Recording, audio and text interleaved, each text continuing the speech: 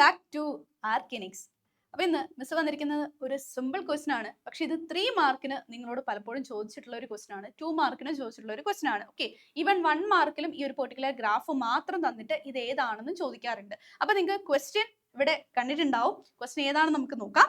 Okay, observe the given graph. The graph represents the phases of growth. Okay, name the growth curve. Name the different phases of growth represented as A, B and C. Okay, അപ്പോൾ ഇവിടെ നിങ്ങൾക്ക് ഒരു particular growth curve ആണ് തന്നിട്ടുള്ളത്. അപ്പോൾ നിങ്ങളോട് എപ്പോഴും ചോദിക്കുന്ന ഒരു പെർട്ടിക്കുലർ ക്വസ്റ്റൻ ആണ്. നിങ്ങൾക്ക് ഇത് വളരെ സിമ്പിൾ ആയിട്ട് നമ്മൾ വിചാരിക്കുന്ന ഒരു ക്വസ്റ്റൻ ആണെങ്കിൽ പോലും നിങ്ങൾക്ക് 3 മാർക്ക് എളുപ്പത്തിൽ സ്കോർ ചെയ്യാവുന്ന ഒരു ക്വസ്റ്റൻ ആണ്. ഓക്കെ, സിമ്പിൾ ആണ്, അതുപോലെ 3 മാർക്ക് സുഖമായിട്ട് സ്കോർ ചെയ്യാനും പറ്റും. അപ്പോൾ എന്താണ് ഈ ഒരു ഗ്രോത്ത് കർവിന്റെ പേര്?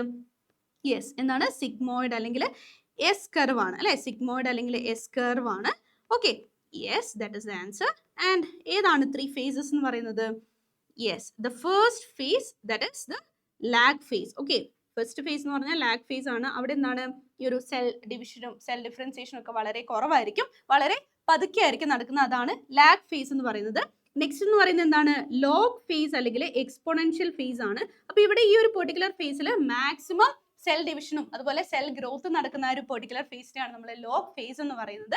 ഓക്കെ, അപ്പോൾ അവിടെ എന്താണ്? ആവശ്യത്തിന് ന്യൂട്രിയൻസും എല്ലാം അവൈലബിൾ ആയിരിക്കും. ആ സമയത്ത് മാക്സിമം ഗ്രോത്ത് നടക്കും. And finally we have the stationary phase. Okay, അപ്പോൾ ഈ സ്റ്റേഷനറി ഫേസിൽ ഇപ്പം ന്യൂട്രിയൻസിന് സപ്ലൈ ഒക്കെ ഒന്ന് കുറഞ്ഞ് അല്ലെങ്കിൽ ബാക്കി എൻവയോൺമെന്റൽ ഫാക്ടേഴ്സ് ഒക്കെ അത്ര അനുകൂലമല്ല എന്നുണ്ടെങ്കിൽ അവരെന്താണ്? ആ ഗ്രോത്ത് ഒക്കെ കുറഞ്ഞ് ആ ഒരു സ്റ്റേഷനറി ഫേസിൽ അങ്ങനെ തന്നെ കണ്ടിന്യൂ ചെയ്യും. അതാണ് ഫൈനൽ ആ ഒരു പെർട്ടിക്കുലർ സ്റ്റേജ് എന്ന് പറയുന്നത്. ഓക്കെ, നമ്മൾ യൂഷ്വലി നമ്മുടെ പ്ലാന്റ്സിലൊക്കെ കാണാൻ പറ്റുന്ന ഒരു പെർട്ടിക്കുലർ ഗ്രോത്ത് ആണിത് അല്ലേ?